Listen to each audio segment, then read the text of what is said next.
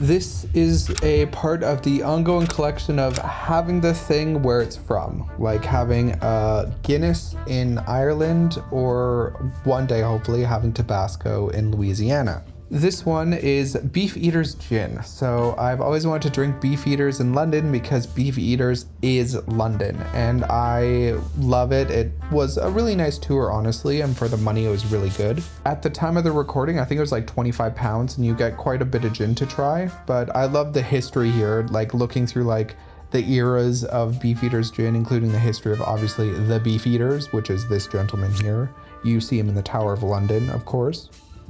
Speakeasies and prohibition, as well as an interesting part of the history of like the gin and bootleg gin back in the US, which I thought was kind of funny. But I love the changing bottles of Beefeater's gin. You can see kind of the eras and the style, as well as the different modernization of the bottle, obviously, but same thing with the advertisements. And Beefeater gin means a lot to me. I don't drink much gin except for Beefeater actually, which is really cool. And this is exactly what we're getting into, drinking Beefeater gin. So they showed us all the botanicals that go into it and they gave us 3 different gins to try. And that is exactly what we did. And they asked us about like flavor profiles and all that stuff.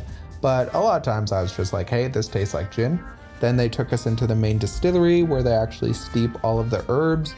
Obviously, because gin is a herb infused and juniper infused hard liquor. So they were teaching us all about that. This is him pointing at all that.